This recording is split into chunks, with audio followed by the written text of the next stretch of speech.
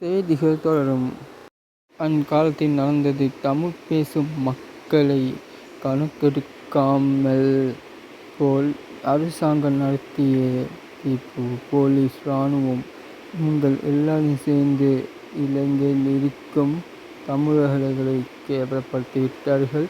முக்கியமான பழிகள் எல்லாத்துக்குமே சிங்களவர்களை போட்டார்கள். இப்பொழுதுதான் என்ன நடந்தது தெரியுமா?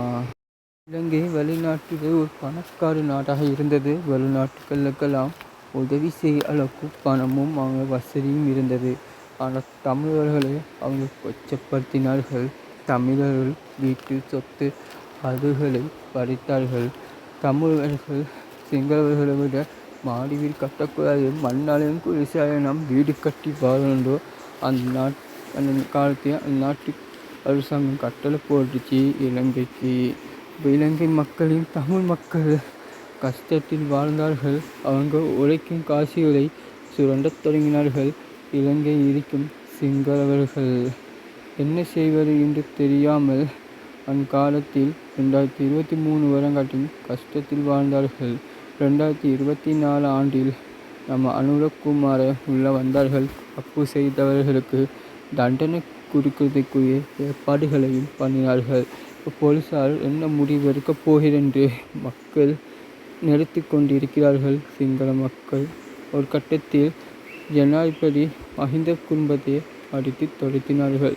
அதுக்கு பிறகு தமிழர்களுக்கு சுதந்திரமே கிடைத்தது. இதுபோல் லெபனானோடு சம்மதம் பேசின இஸ்ரேல் செய்த காரியம் பலஸ்தீன் இருக்கும் காசாவில் இருக்கும் மக்களை அடித்து துரத்த முயற்சித்தமை, இங்கால ஈரான் மேல் வெடிகுண்டு போட்டமை, இங்கால லெபனானுக்கும் வெடிகுண்டு போட்டமை, லெபனான் அரசாங்கமும் இராணுவமும் கை கட்டி நின்றமை.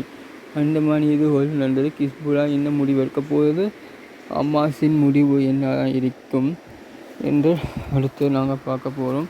அவங்க இஸ்ரேல் படைகள் எவ்வளோதான் அடிபட்டு செத்தாலும் இஸ்ரேல் இனிமேல் பயங்கரமான தாக்குதல்களுக்கு ஆளாக போகிறார்கள்.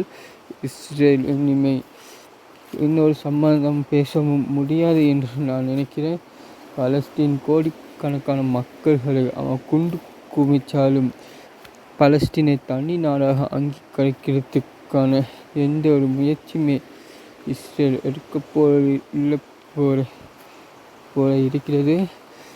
இன்னொரு நாடுமே முன் வரப்போது இல்லை போல. அமெரிக்கா ஜனாதிபதி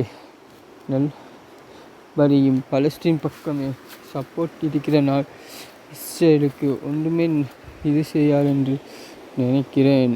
இஸ்ரேலால் என்ன ஆணும் புழுங்க முடியாமல் இருந்தாலும் இன்னொரு பக்கம் அமெரிக்கா ஜனாதிபதி அமெரிக்கா போன்ற நாடுகள் நட்பு நாடுகளும் சேர்ந்து எதுக்கு ரஷ்யாவை தாக்கிறது? ரஷ்யாவை தாக்குறனால் அமெரிக்காவுக்கு என்ன லாபம்? இன்னொரு பக்கம் அமெரிக்கா நட்பு நாடுகளும் சேர்ந்து ரஷ்யாவை தாக்கிறது. இந்தியா என்ன முடிவு எடுக்கப் போகிறது? பொறுத்திருந்து பார்க்கலாம். அஸ்ஸலாமு அலைக்கும். நான் உங்கள் ஃபஸ்லு.